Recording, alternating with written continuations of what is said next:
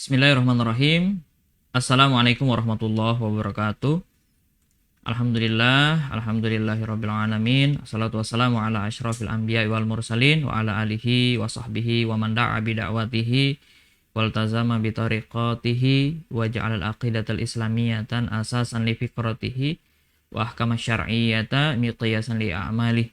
Asyhadu an la ilaha illallah wa asyhadu anna Muhammadan abduhu wa rasuluhu la nabiyya ba'da. Allahumma shalli ala Muhammad wa ala ali Muhammad. Rabbi shrah li sadri wa yassir li amri wa hlul 'uqdatam min lisani yafqahu qawli. Amma ba'd. Alhamdulillah, puji dan syukur kita panjatkan kehadirat Allah Subhanahu wa taala. Salawat dan salam kepada Nabi kita Muhammad sallallahu alaihi wasallam. Teman-teman dimanapun berada, alhamdulillah bisa bertemu kembali di channel kami Yusuf Al-Barawi.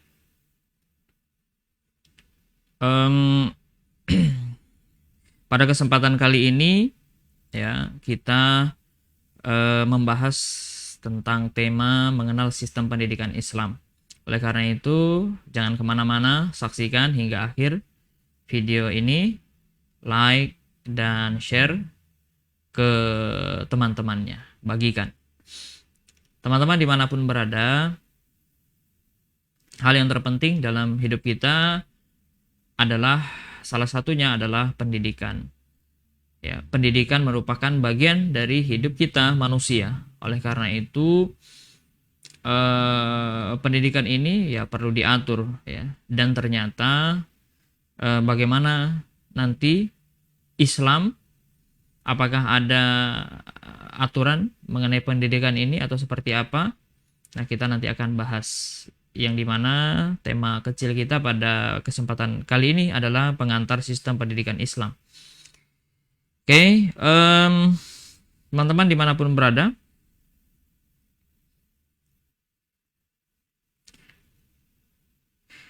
nah ini saya awali dengan sebuah pertanyaan.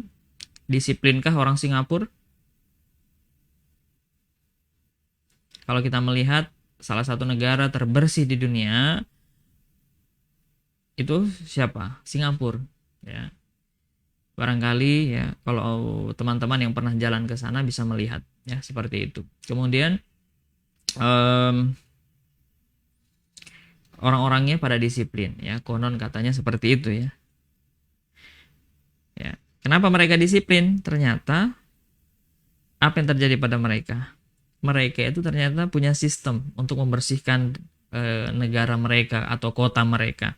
Mereka menyiapkan sanksi-sanksi kalau ada pelanggaran, ya misalnya makan sembarangan, minum sembarangan, kemudian membuang tempatnya sembarangan, ya, meludah sembarangan, bahkan itu ada sanksinya di sana.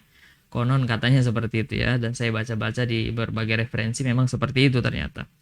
Ya, tidak boleh makan permen karet di tempat-tempat tertentu, apalagi membuangnya ya. Makanya di sana itu bersih. Ya. Kemudian ada tempat-tempat dilarang merokok ya. Kemudian dendanya nanti bisa $1.000. Ya, kemudian tidak boleh ada durian di tempat-tempat tertentu ya. Kemudian nah ini bahkan ada oleh-olehnya oleh-oleh apa sih istilahnya itu ya, kalau kita jalan kemudian ada barang-barang khas satu daerah, nah di situ ya itu oleh-oleh atau apa itu cenderamata ya, itu bahkan ada satu cangkir kemudian di situ ditempelkan aturan-aturan di Singapura ya. Ternyata memang bersih ya, karena mereka memang ada aturan seperti itu ya. WC-nya pun bersih, WC umum, apalagi WC toilet umum maupun toilet, apalagi toilet di hotel, pasti lebih bersih ya kan, seperti itu.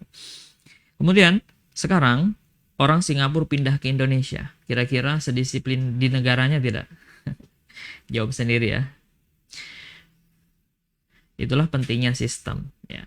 Sistem kebersihan ya, melalui dengan denda-denda tadi ya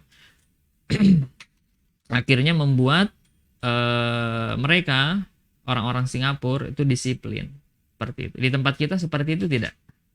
Bersih tidak? Ayo teman-teman sekalian, kira-kira di lingkungannya bersih? Tidak ada buang sampah sembarangan? Tidak ada buang sampah di pinggir jalan? menumpuk di pinggir jalan? Kalau ada berarti kalah dengan Singapura ya. Seperti itu. Nah, kemudian itulah pentingnya sistem. Ketika sistem baik, itu mendorong orangnya untuk menjadi baik. Sekarang, gambaran pentingnya sistem lagi yang kedua. Di masjid, kira-kira kalau kita sudah berada di dalam masjid, nyamankah kita untuk buang ludah? Pastilah tidak. Kalau kita buang ludah, dilihat orang di masjid pasti akan dimarahin. Akhirnya orang akan tidak mau buang ludah di masjid. Tetapi kalau di luar masjid, kita leluasa buang. Kenapa di dalam masjid tidak leluasa atau tidak berani? Kita tidak akan atau segan dan tidak merasa nyaman kalau buang ludah di dalam masjid. Kenapa? Karena kita sudah tersadarkan bahwa di masjid tidak boleh meludah. Begitu seterusnya. Nah, ini juga yang kedua, berarti kesadaran akan sistem itu juga penting. Kemudian gambaran yang ketiga. Kalau di mall, kita bandingkan dengan di pasar tradisional yang ini misalnya ya, pasar tradisional tersebut kurang bersih misalnya. Kalau pasar tradisional kurang bersih, kalau yang kurang bersih ya, kira-kira leluasa enggak kita buang ludah di sana? Atau malah kita kepengen tidak buang ludah di situ? Berani tidak buang ludah? Rasa-rasanya kita akan leluasa saja kan, bebas-bebas saja. Tetapi kalau berada di mall, apa yang terjadi? Nyaman tidak kita buang ludah di dalam mall yang bersihnya seperti itu? Lantainya dilapisi dengan keramik, ya, marmer dan sebagainya. Ya. Kira-kira mau meludah di situ?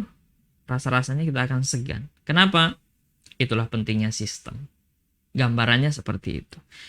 Sistem ya, yang ada di mall mendorong orang agar apa? Tidak nyaman meludah di situ. Ya. Nah, ini jadi sistem itu penting, kesadaran akan sistem itu juga penting. Seperti itu. Dan ternyata teman-teman sekalian, Islam itu juga punya sistem. Yang dimana kalau kita jalankan sistem itu, kita akan terdorong untuk apa? Untuk senantiasa kita menjalankan perintah-perintah Allah. Ya.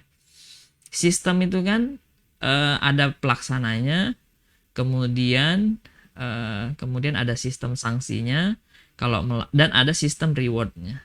Kalau kita melaksanakan, apa yang kita dapatkan. Tapi kalau kita melanggar aturan itu, apa yang akan kita dapatkan? Hukuman kan? Akhirnya orang tidak akan mau melanggar kalau hukumannya ada. Dan kalau ada penegak hukumnya ada. Ya, seperti itu. Kalau sistem Islam ini dijalankan, maka mendorong orang untuk apa? Menjalankan aturan-aturan Allah Subhanahu wa taala. Ternyata Islam itu di dalamnya ada beragam sistem ya, yang sumbernya itu dari Al-Qur'an dan Sunnah ya, berupa ekonomi, politik, pemerintahan, hukum peradilan, kemudian sosial, ya, pertahanan, keamanan, kesehatan, bahkan dalam hal pendidikan. Ya, yang dimana pada kesempatan kali ini kita akan membahas tentang pendidikan ini ya. Nah, ini akan kita bahas pada kesempatan kali ini, yaitu dalam hal pendidikan. Nah, ini yang kita akan bahas. Seperti itu ya. Nah, bagaimana gambaran sistem Islam dalam hal pendidikan ini? Nah, makanya ini kan kita bahas. Tentunya kita jangan kemana-mana ya. Tetap di sini saja. Ikuti hingga akhir video ini. Nah, kita ya sering ya merasa Islam itu tidak mengatur kehidupan secara komprehensif. Islam hanya mengatur ibadah, sholat, puasa, zakat, sholat, puasa, zakat, sedekah, sholat, puasa, sholat, sedekah, masjid. Nah, itu aja. Terkadang kita seperti itu. Padahal ternyata apa? Islam itu mengajarkan kita akan segala sesuatu. Nah, kita buka Quran surah An-Nisa ayat 59. Di situ apa? Dikatakan firman Allah Subhanahu wa taala. A'udzubillahi minasyaitonirrajim. Bismillahirrahmanirrahim.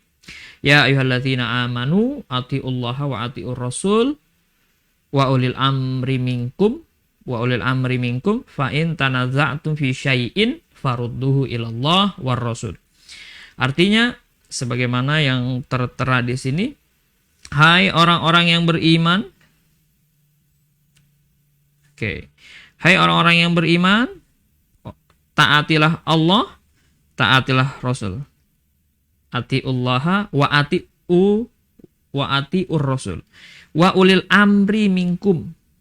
Ya, taatlah Allah, taat Rasul, dan ulil amri di antara kalian.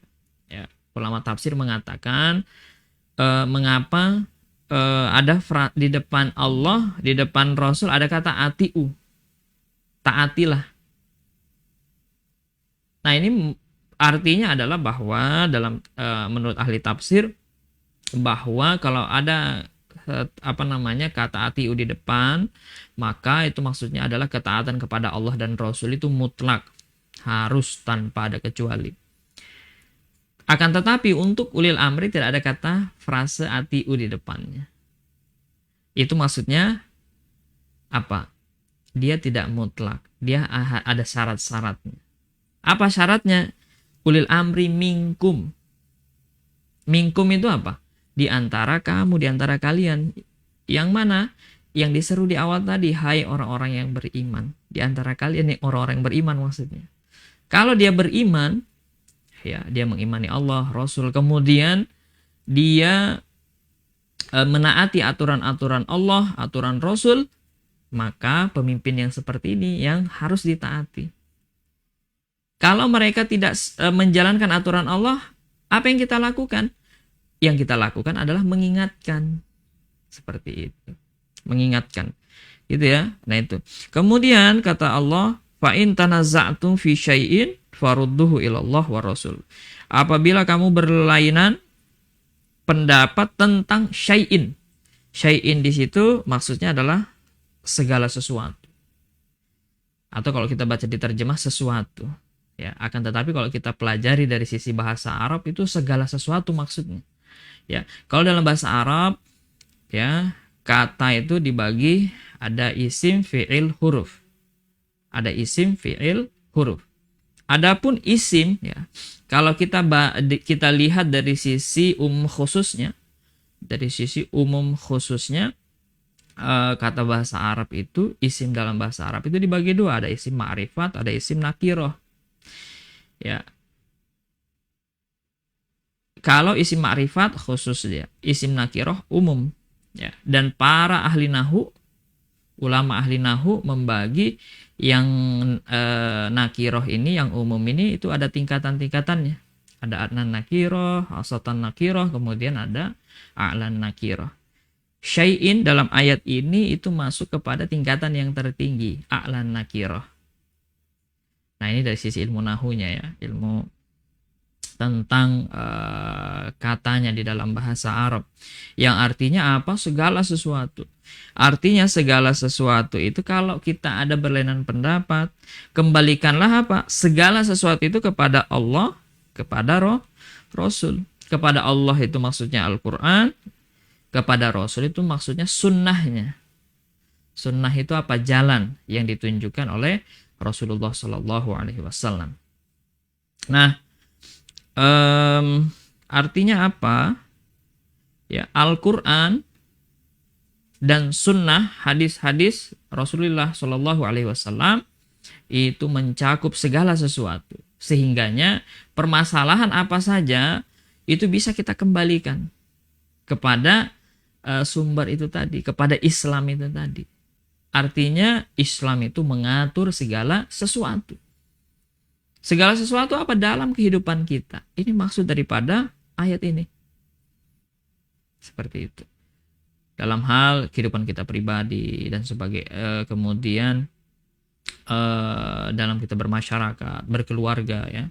Kemudian dalam hal bernegara, semua diatur dalam Islam. Ini makna daripada ayat ini. Ya. Seperti itu. Nah, Hal-hal apa aja yang diatur di dalam Islam? Nah, ini akan kita bahas. Kita merasa tidak diperintahkan untuk menjalankan semuanya. Padahal apa? Ini kata Allah dalam Quran surah Al-Maidah ayat 44, ayat 45, 47. Wa man lam yahkum bima anzalallah fa ulaika humul kafirun. Humul zalimun. Humul fasiqun. Nah, itu dikatakan di dalam Al-Maidah ayat 44. Ya, Al-Maidah 44, 45 dan selanjutnya yaitu 47.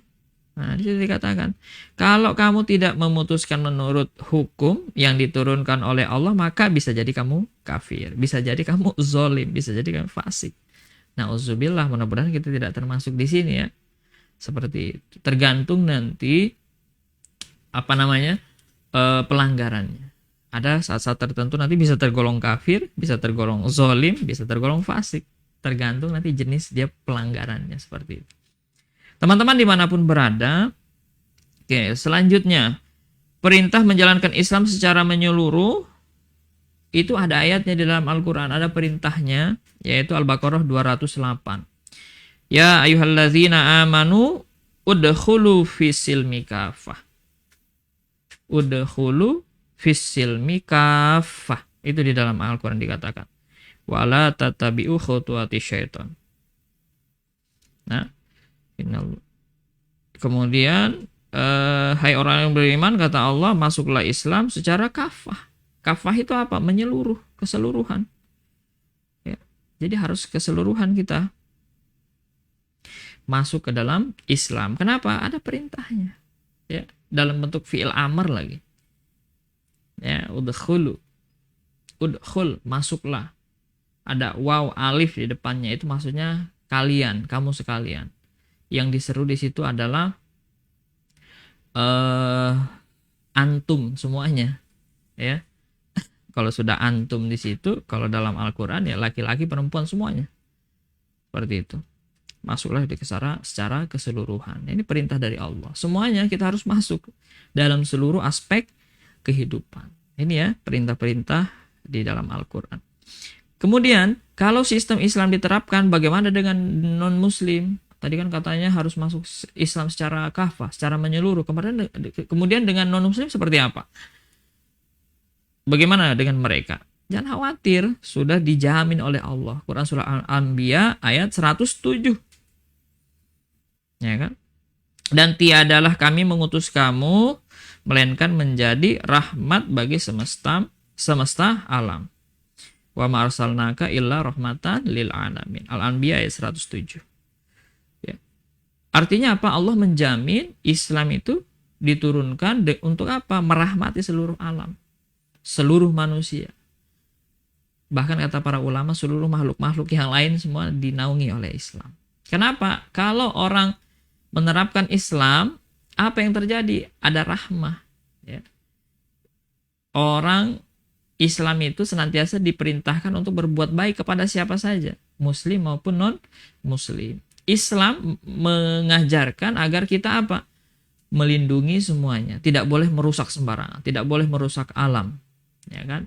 Makanya kita disuruh kembali kepada ajaran Allah, aturan Allah, ya, sehingga nanti kita bisa memelihara alam ini. Nah, begitu dalam Islam itu seperti itu. Jadi tenang saja. Yang lebih tahu tentang manusia daripada manusia itu sendiri adalah apa? Allah. Sementara Allah tadi sudah menjamin bisa menjadikan rahmat. Kalau hanya akal kita, barangkali kita akan mengatakan, wah kayaknya akan sulit deh. Kemudian akan tidak bisa deh diterima oleh non-Muslim. Ya kan? Itu kalau akal kita. Tapi Allah yang lebih tahu manusia daripada manusia itu sendiri. Dia sudah menjamin bahwa akan merahmati alam. Akan merahmati alam. Akan merahmati alam ya. Sehingganya dengan seperti itu terjamin ya, karena Allah yang menjamin seperti itu. Artinya apa? Semua sistem yang ada di dalam Islam itu menjamin kerahmatan di alam ini. Menjamin ya, termasuk tadi dalam sistem pendidikan. Gambarannya seperti apa? Misalnya seperti ini. Islam itu punya visi, punya misi dalam ekonominya misal. Itu mensejahterakan semuanya, baik muslim maupun non muslim. Ketika hukum Islam, ekonomi Islam diberlakukan, maka yang sejahtera itu adalah muslim non muslim. Seperti itu, tidak dibeda-bedakan. Kan seperti itu. Akan tetapi misalnya, ketika sistem yang dipakai itu bukan dari Allah, sistemnya rusak, akhirnya yang rugi siapa? Yang rusak siapa? Ya juga kena muslim maupun non muslim. Begitu pula dalam hal pendidikan. Ya.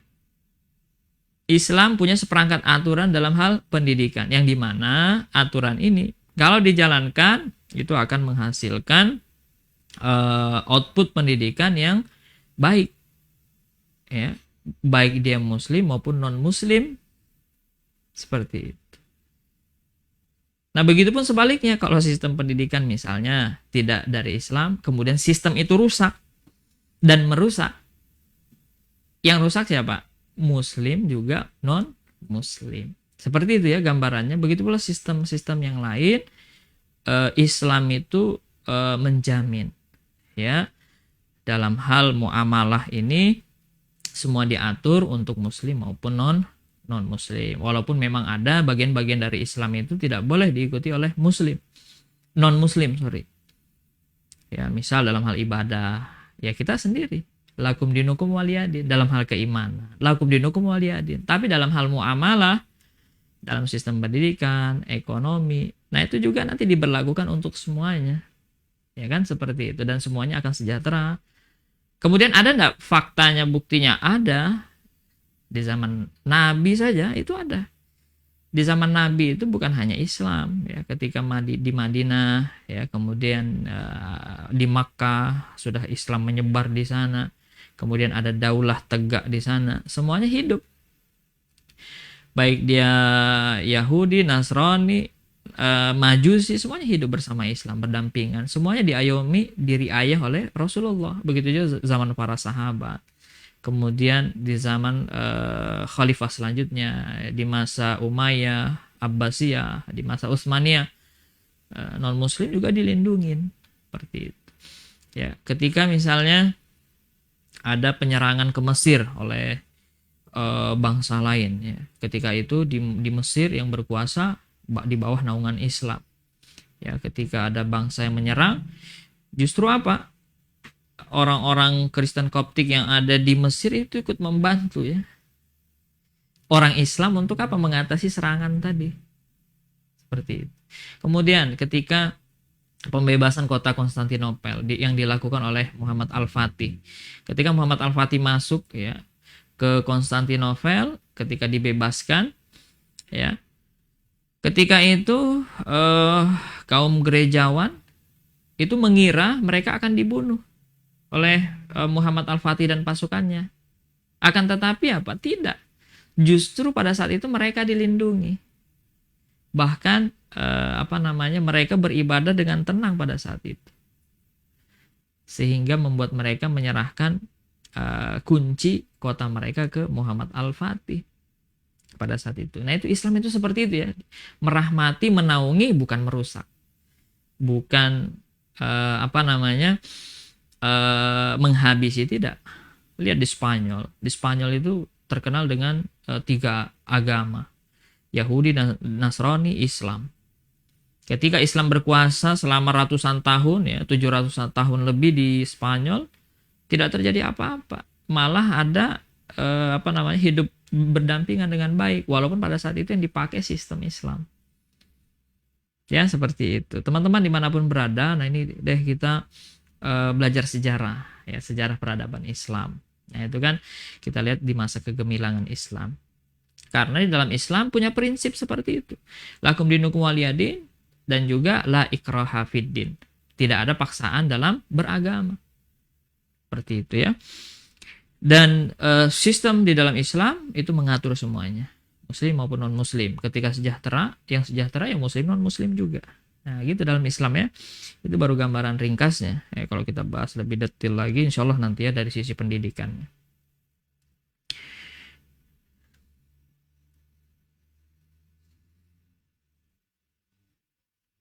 Nah, kemudian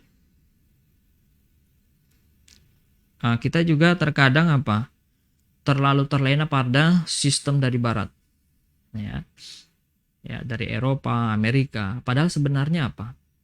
Kita lihat Eropa, Amerika itu, nah ini ya, ini gambarannya ada rambut yang terurai ya, tapi jangan suuzon. Ini bukan perempuan, ini kalau nyala videonya. Ini di balik rambut ini ternyata bukan wanita cantik ya. bukan wanita, sorry. Ya. Kita terlalu terlena. Kita lihat rambutnya, oh sekali ini pas balik bukan wanita.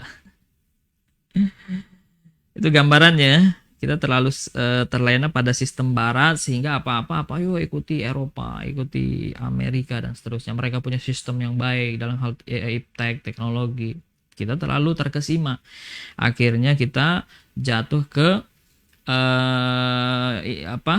yang namanya itu westernisasi, kebarat-baratan.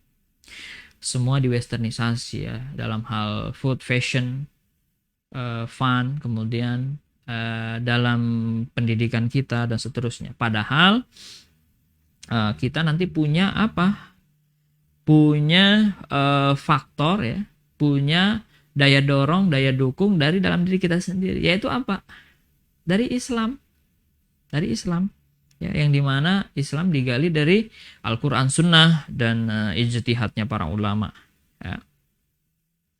Fakta di barat ya, kalau kita tadi terlalu terkesima dengan barat, di barat itu ya, di Amerika ya, itu peringkat 1 negara dengan kasus married by accident. Remaja terbanyak, 2 kali lipat dibanding Inggris. Nah ini Inggris sudah parah, di Amerika lebih parah lagi ya, married by accident-nya. Remaja lagi ya kan. Kemudian 1,5 juta kasus aborsi per tahun. Nah ini data tahun berapa ini? 2000 awal ini. Kalau sekarang wallahu alam barangkali bisa lebih banyak lagi. Ya. Yang begini kita mau ikutin, punya fakta sekelumit, setumpuk fakta-fakta yang memilukan hati ya. Gitu. Kemudian berikutnya, memiliki penderita AIDS jutaan, 10 kali lipat dari Uganda. Ya, negara asal AIDS ditemukan. Bayangkan itu. Di Amerika jutaan ya, seperti itu. Makanya kemarin saya lihat di salah satu berita ketika corona itu merebak, kemudian Amerika dia bilang apa?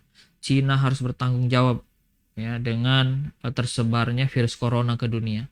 Kemudian Cina balas balik, kalau begitu Amerika juga harus bertanggung jawab. Kenapa? AIDS itu juga menyebar melalui perantara Amerika. Ya, saingan virus ya, seperti itu. Kemudian apalagi fakta di barat, 1,2 juta perceraian tiap tahun dengan perasaan saling memusuhi dengan pasangan. Di barat itu seperti itu. Kalau ada fakta-fakta seperti ini kan berkaitan dengan SDM, sumber daya manusia. Dan SDM itu untuk mengembangkannya apa? Ya sistem pendidikan. Berarti kalau sistem pendidikannya menghasilkan SDM seperti ini, membuktikan apa? Sistem pendidikannya baik atau buruk? Baik atau tidak? Silahkan dijawab sendiri ya. Oke, kemudian fakta di barat lagi. Kita melihat 200.000 kasus pembunuhan tiap tahun. Alhamdulillah. Yang ini yang mau kita ikutin. 21% wanita Amerika Serikat pernah diperkosa sejak usia 14 tahun.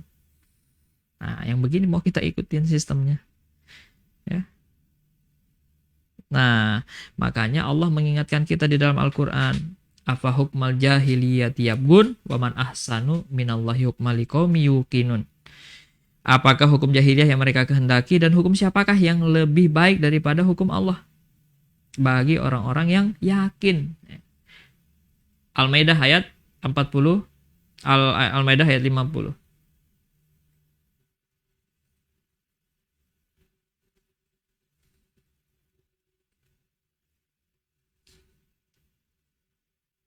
Oke. Itu ya, kalau kita terlalu terkesima, ya fakta sudah membuktikan dan Allah juga di dalam Quran surah Al-Maidah ayat 50 itu sudah memberitahukan kepada kita. Nah, kemudian kita kembali kepada ajaran Islam. Ayo kita lihat dalam agama kita apa yang diajarkan Rasulullah kepada kita, ya, apa yang diajarkan ulama kepada kita. Kita lihat ruang lingkup ajaran Islam itu ada dimensi 1 yang berkaitan dengan hubungan manusia dengan Allah. Kemudian ada dimensi 2, hubungan manusia dengan diri sendiri. Kemudian ada dimensi 3 yang berkaitan tentang hubungan manusia dengan manusia lain. Nah, 3 dimensi ini di dalam Islam itu diatur, ya. Seperti itu. Apa saja aturan-aturannya? Nanti kita akan bahas. Ruang lingkup ajaran Islam yang pertama. Nah, yang pertama adalah yang mengatur hubungan antara manusia dengan Allah Subhanahu wa taala. Bentuk-bentuk aturannya dalam Islam ada apa? Ada akidah, ibadah, ya, bagaimana sholat, zakat, puasa, haji, jihad, ya, bagaimana mengimani Allah, malaikat, ya, rukun iman itu dan seterusnya. Kemudian bagaimana sifat-sifat Allah, semua diatur dalam Islam. Ada jawabannya dalam Islam, dalam Al-Quran, dalam hadis. Bagaimana yang kedua, ruang lingkup yang kedua, hubungan manusia dengan dirinya sendiri. Hablum minan nafs. Kalau tadi yang pertama hablum minallah, kemudian hablum minan nafs. Apa saja dalam perkara hablum minan nafs ini? Ya, bagaimana manusia berakhlak baik, menempelkan akhlak baik kepada dirinya, ya, bagaimana menempelkan pakaian yang baik, ya, yang menutup aurat yang baik di dalam dirinya, pada dirinya. Bagaimana memakan makanan yang baik, makanan minuman, ya, minuman yang baik pada dirinya. Nah, itu diatur di dalam Islam. Kemudian tidak hanya itu, ada juga hubungan yang ketiga, yaitu hubungan manusia dengan manusia lain. Hablum minan nas. Apa saja aturan-aturan yang mengatur hubungan manusia dengan manusia yang lainnya? Politik, pemerintahan, ekonomi, sosial, kemudian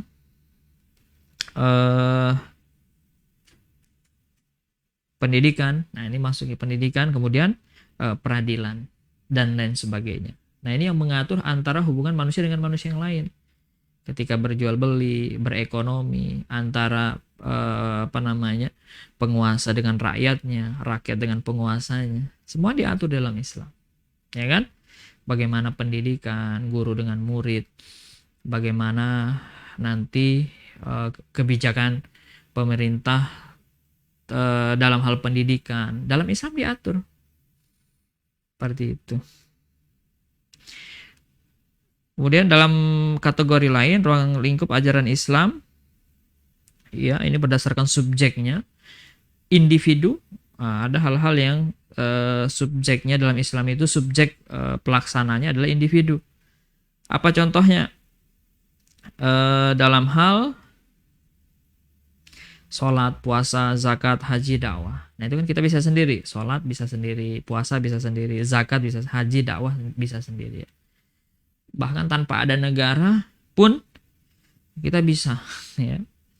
Sholat bisa, ada negara atau nggak ada negara, ya, ajaran Islam ini bisa. Zakat pun bisa, walaupun nanti dalam pelaksanaannya juga butuh negara, ya kan, seperti itu. Kita sholat id misalnya. Sholat id itu kan nanti butuh kita mengetahui kapan masuknya 1 Syawal. Nah, itu kan harus diteliti dulu dan harus ditetapkan. Siapa yang menetapkan? Negara, kan. Haji pun begitu nanti, ya. Kemudian ada ruang lingkup ajaran Islam yang kedua, yaitu jamaah. Sholat jamaah, dakwah berjamaah, pendidikan, ya. Kalau kita mengajari bisa sendiri, tapi kalau mau bangun sistem pendidikan, ya harus berjamaah. Kita sholat bisa sendiri, tapi kalau mau bangun masjid ya harus berjamaah. Mau sholat jamaah ya harus berjamaah. Nah, begitu maksudnya, ya. Ada ajaran-ajaran Islam itu tidak bisa dilakukan individu sendiri, melainkan nanti butuh jamaah. Dalam Islam itu seperti itu. Mau bangun ekonomi Islam itu butuh jamaah. Kemudian, ada juga ruang lingkup ajaran Islam itu tidak bisa dilakukan oleh individu, tidak bisa dilakukan oleh jamaah tanpa adanya negara. Dan dia harus negara yang menentukannya.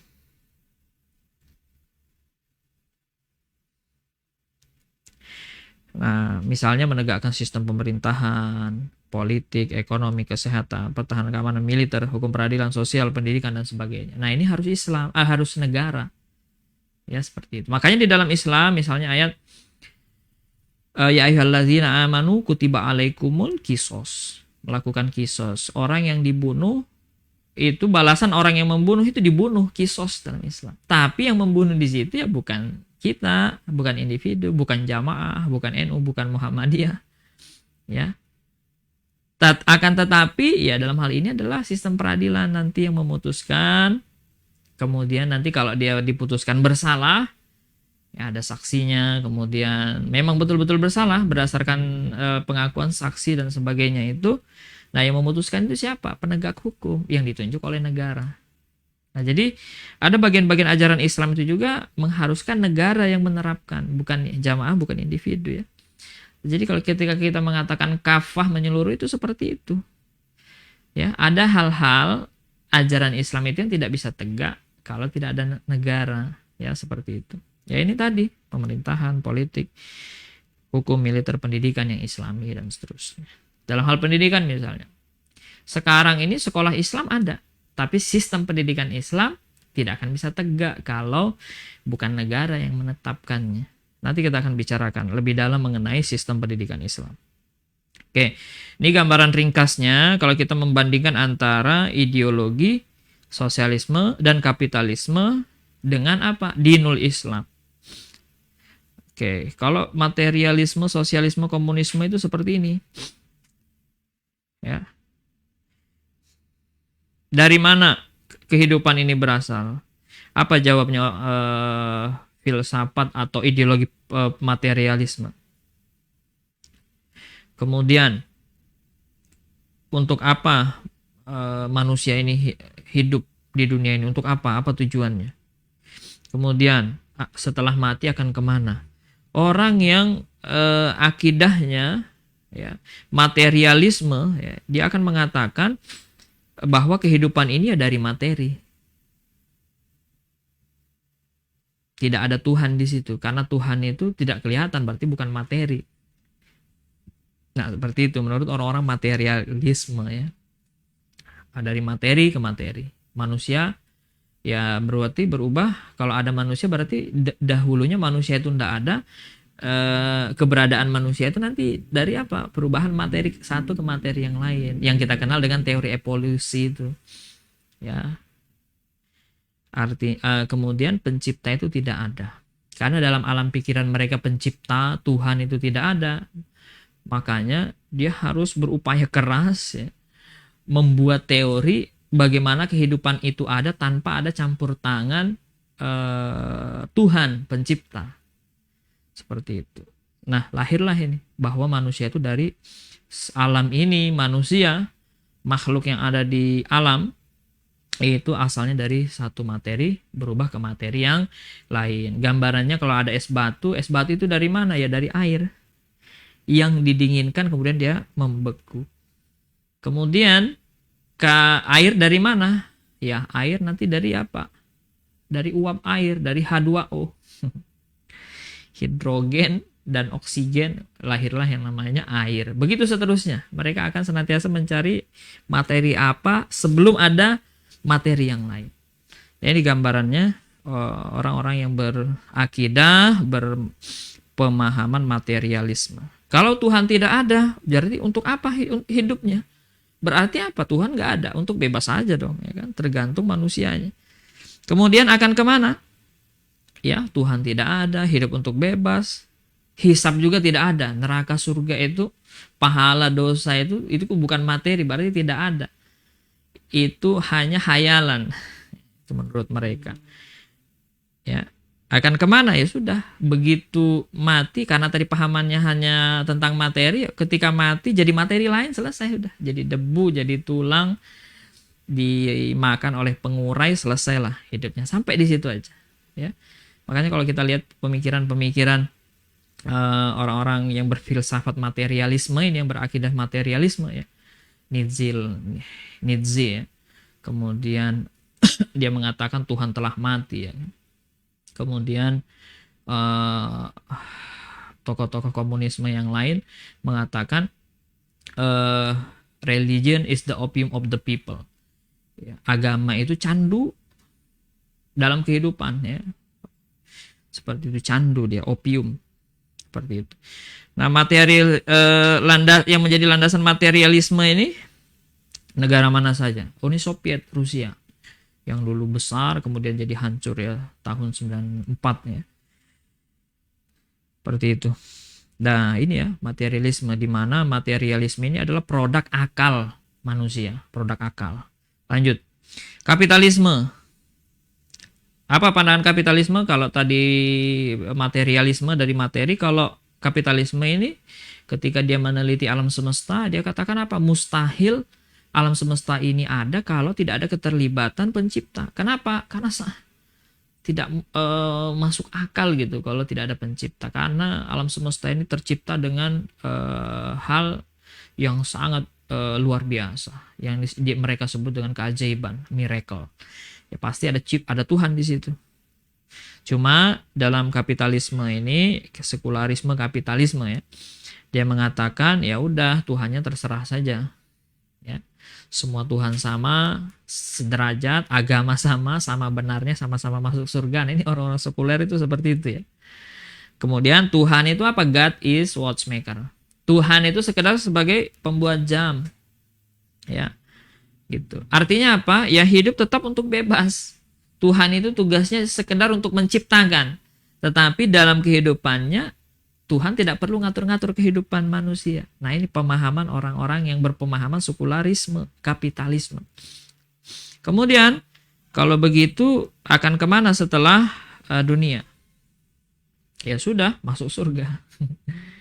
Ya. Kalau tapi nanti juga tergantung agamanya. Ya, kalau sekularismenya itu sekularisme yang ekstrim, dia mengatakan ya sudah. Alam akhirat itu adalah di sana penuh dengan kebahagiaan, semuanya masuk surga. Tergantung lagi di agamanya, ya kan? Ya.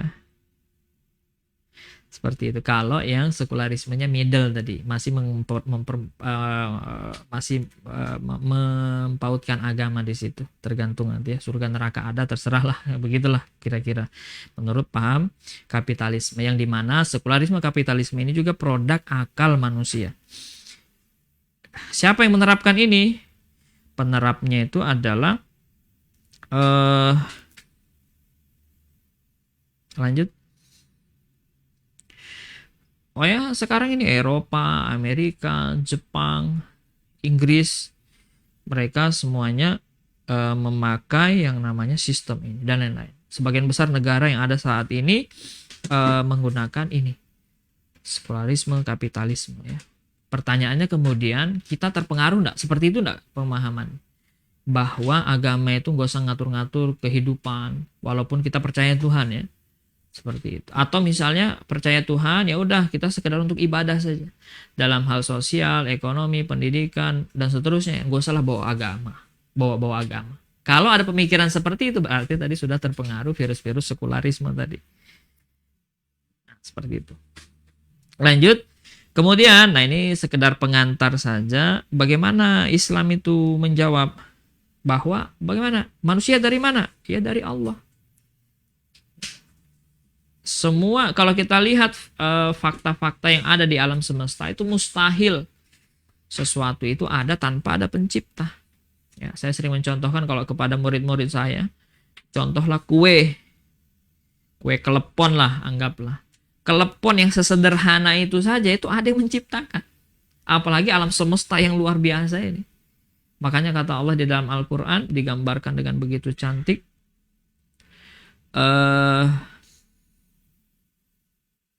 Saya pilih ayatnya dulu. Dalam penciptaan langit dan bumi dan waqtilafil laili wan nahar la ayatil liulil albab. Di situ penciptaan langit dan bumi, pergantian siang dan malam itu menandakan bahwa adanya Tuhan bagi orang-orang yang berpikir, adanya Allah.